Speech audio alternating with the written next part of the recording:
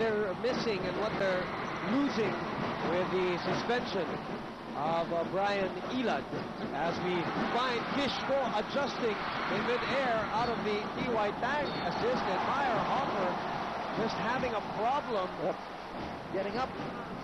He's forcing it right now. I mean, not to say forcing bad shots, but he's forcing the issue with his ankle. From the way it seems, he's hobbling every step of the way. At pag tumatara na lang siguro yan, at pag tumatakbo, tinitiis na lang niya yung sakit niya. And that's what this game sometimes is all about, DJ. Leave it out on the floor. We go into a Samsung timeout. With Samsung, it's not that hard to imagine. See that season to surpass what has already happened. The season 70, where this has been characterized with so much drama. And I don't know about you, DJ, but the semifinals, the step ladder, or the playoffs have not really started yet, but to every single hardcore UAP fan, they already started yesterday. It's been playoff atmosphere since the middle of the second round. That too. With the way the teams have been so much bunched up together in the middle of the pack and right behind UE. We saw the stat, the trivia rather, we talked about that earlier. Coach Franz Pumanen has not lost 3 in a row, ever in his UAP coaching career. And to think he is on the brink right now. In the meantime, Kurt Long waits for more backup, but then decides to show it and knocks it down. Nobody wanted to check him. I mean, you're going in transition defense. The most important guy is the guy with the ball. He is 3 out of 4 from the field. Ateneo's ahead by 4. Yuri Escueta sends it over to Chris Stew right now. 5 minutes to play in the first half. So far, Ateneo turns that ball over for the 7th time. But Yuri Escueta takes it back, puts it up and in. Yuri Escueta, the hero of round number 2, who shot perfectly from the field, announces his entry a little bit late with a lot of impact. He wanted that foul. He saw how Pangas was going to challenge him with a layup after this beautiful clean steal. A cool and clean steal of the game brought to you by C2 back-to-back. Look at the pump. He's going to look for that pump and still keep his composure for the layup. He was 5 out of 5 from the field in the round 2 encounter. Plus, of course, you can add in the free throws, 3 out of 4 in that game. And all of a sudden, the biggest lead of the ball game for Ateneo, 25-18 with 4:35 remaining. Meyer Hoffer explodes. That time around, he took off on his left foot. The healthy foot, the good foot. Yuri finds Chris Stew. Loses possession of the spheroid. Fakes. Wires. After the hand. Referee didn't see that apparently, but then Malakas is ahead of the pack, and a hard foul by Peru. An unsportsmanlike foul at that. You know, it was a hard foul, but Chris, to me, seemed like he went for the ball. But normally, the thing is, it's not his reputation. He doesn't normally give fouls to begin with. Secondly, he normally doesn't give hard fouls. Baka hindi siya natuwa. He didn't like the tap on the elbow. And Chris Stew came up to Badir Malakas just now. You know, remember, we have had a few things happening in the last couple of games involving De La Salle also. So obviously everybody's on their toes right now. Well, let's see the replay if this deserves an unsportsmanlike foul or a flagrant one. He had ball. He had a lot of ball and a lot of shoulder. I don't know what the referees are calling an unsportsmanlike foul for. In fact, some can even argue it's all ball. And JV Gasho again. I admire this guy stepping in as always, trying to. Here's another angle. Keep a cool head. Yuri Escueta, JV. From that angle, you could even say he had all ball. I don't know what that referee, closest to the action, saw. Misses. As cooler heads have prevailed and Coach Franz Pumanen.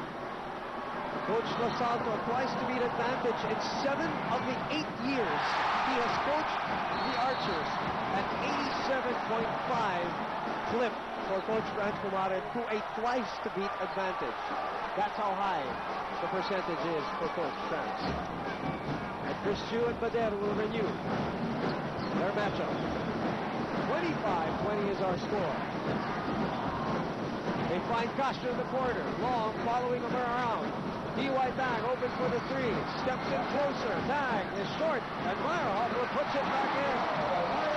Air ball there because of the good rotation of the perimeter by Ateneo. But Meyerhofer somehow finding some magic in himself with that hobbling right foot, still making himself a factor in this game. This is what I'm talking about, DJ. Games like this, you forget a little bit of the pain, you forget a little bit of the injury, and you know what you have to do to contribute to a win. Rico Meyerhofer is doing just that for DLSU. Adel Malabes commits his third personal foul. And DLSU is over the limit. Guards who are racking up the fouls. As you mentioned earlier, yung matataas na pressure defense nila from the backcourt, medyo masyadong madikit, and they're getting called for the fouls by the refs. 3:39 to play. Joe McCullough moves out. Zion Later, his first appearance, replacing Kirk Long. Fordado also back, as you see Ken Maracoso in the screens. Played earlier and made a bucket for the Blue Eagles. 3:39 as Yuri Escueta makes his first free throw. Ateneo has gotten the twice-to-beat advantage 4 out of 9 times. 44% it has made the Final Four. And those 4 times, Ateneo's advanced to the finals 3 times for a 75% clip. The history actually looks good for both teams. We talk about advancing to the playoffs into the postseason. Another foul called on Salle here, and there's still 3:36 to go in the second quarter. And they only, TJ, made the finals as a 3rd seed once. That is when they upset UE and won the title over DLSU 2002. Okay.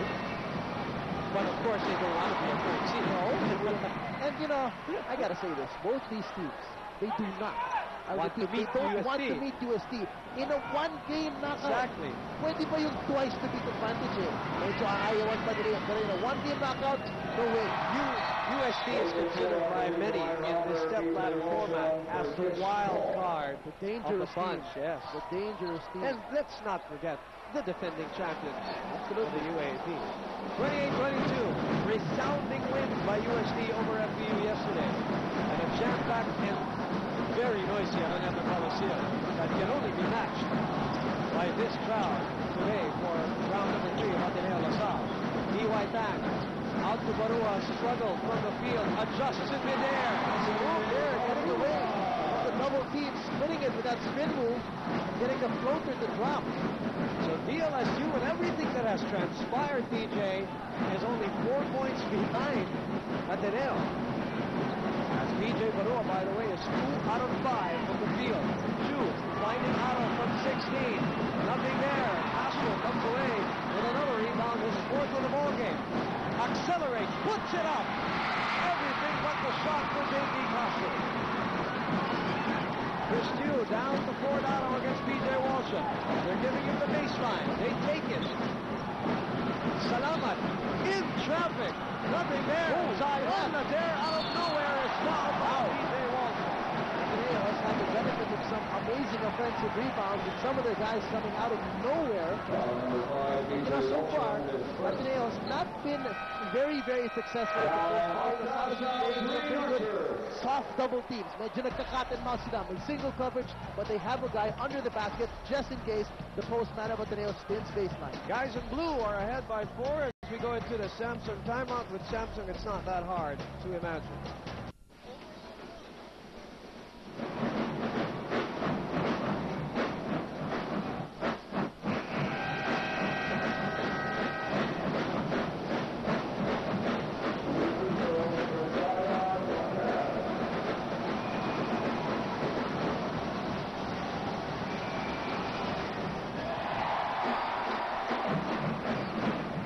You're watching the UAAP on Studio 23 and also